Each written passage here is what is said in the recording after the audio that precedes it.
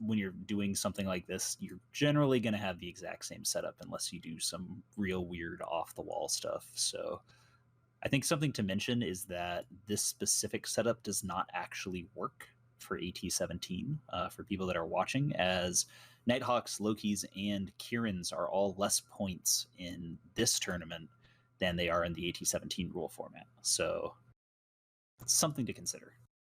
Yeah, the war pins are a little weird though, right? I just see that sweep pool surrounded by those 5 Nighthawks and Lokis there in the middle, and I'm thinking of that that meme that. Yeah, we all know exactly which meme. The uh-oh, I'm in trouble meme? Yes, that one. Yeah, that's definitely what the meme is. Anyway. Yeah, that's exactly which meme it is. So did that super warp in at 0 by mistake? Because I see Kirin and Super Brothers are, behind at 50 kilometers. They're like, no, wait, stop, don't do it. And he's like, I'm here, guys, I'm ready to game. So speaking of the warpins, before we get started here, what do we think of coming in at 0 to the beacon on Nighthawks as opposed to 10? I think it's brave because if you end up facing something like a Balgorn or a Vindicator that's really sticky, you're in a problem, but anywhere else it's a huge advantage. Still, here we go. Both teams just running at each other as soon as the bells start. Missiles flying all over the grid, whereas JG52 seems to be the first primary there for Drones Never Die, and he is down immediately. And he was the one that did warp in at 0, just for everyone's awareness. Yeah, the eponymous long GG, though, in half shields here. Seems like they're going for the headshot on the captain first. A noble and time-honored tradition in EVE Online. You're seeing the same mistake in this match as we saw in the last match. The Kirins have burned straight away, and now that Loki is in low shields, they're too far away to get meaningful reps on it. Kirins are just barely in range, but they've traded, 3 Sviples for 1 Loki. That seems, I'd say, pretty #worth. The Loki of Gameboat now the primary.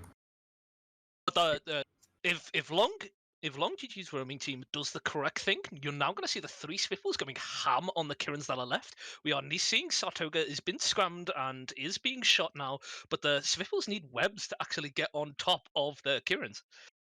Not if the Kirins don't run away, because all 3 Swiftles are actually on top of the Kirins, and Saratoga is going down very, very quickly here. So that is Drones Never Die actually tried to do that to Long GG, but all of their Swiftles got killed by Nighthawks, whereas Long GG's Swiftles are killing Drones Never Die's Kirins, because Drones Never Die's Kirins are really far away and not in range of the Nighthawks. So different tactics, or kind of the same tactic, but the Kirin piloting is sort of, I think, what got Drones is killed. Yeah, I think this is just the Logi team diff that we're seeing right here.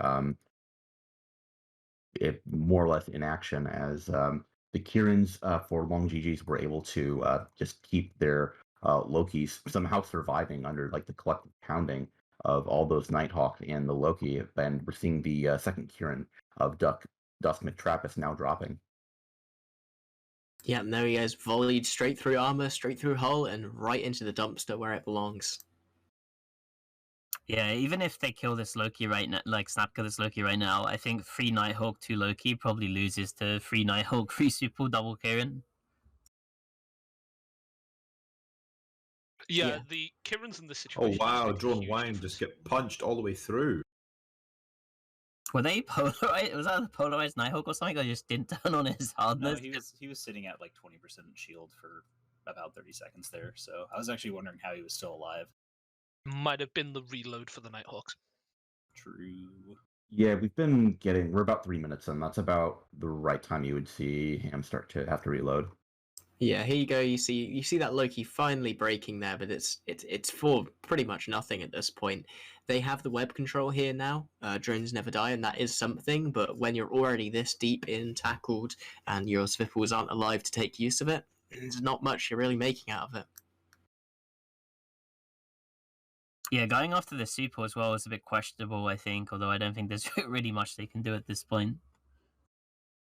I think Drones might have actually just had one of those moments where they had an argument on comms for the last 10 seconds about what they should shoot next instead of just continuing to DPS, because they probably could have killed the Sweeple or gotten that Nighthawk down lower, but they just didn't really apply for a little bit.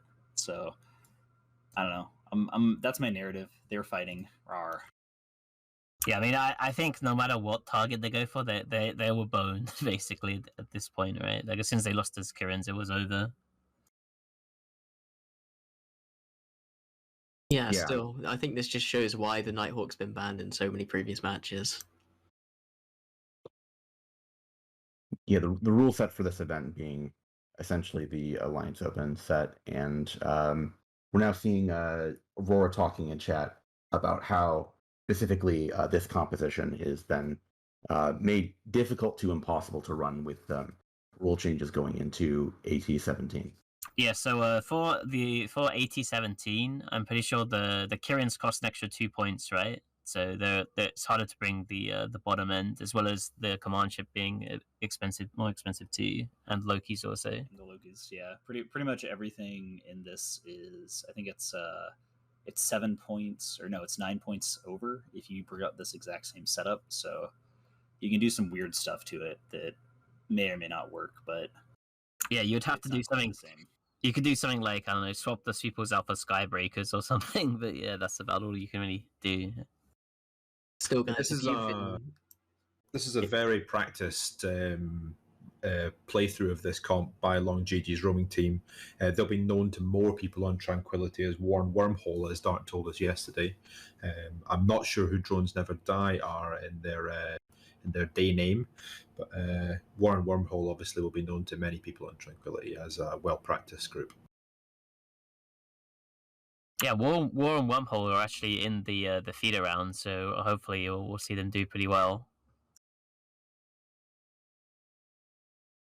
Okay, so that's another team then. That's so I guess we have 3 teams then, or like 2 teams and then a smattering of players across. That's going to be an AT17, which is pretty cool. So these guys are kind of, this is like a really good idea on their part then, because they're getting extra practice for the AT17, which has bigger prizes. I'm pretty sure. I don't think they get chips for this one. Yeah, well, they're getting practice without having to show any of their comps, so it's doubly effective. But still, that is the final ship down. The formalities are over, and Long GGs go 3-0 in their group, the only 3-0 team in the tournament so far, going on to the knockout stages next weekend. I believe those will be starting at about 1300 British time. Is that going to be 12? Yeah, it'll be about 1200 Eve time. We will be streaming those live. And then after that, the weekend after, feeders are starting. So you guys have a very busy schedule of competitive EVE Online ahead of you. Everyone excited for that? Absolutely. Yeah, my bad actually. Warm One comes on actually in AT17. I had the wrong bracket. I had AT16 up.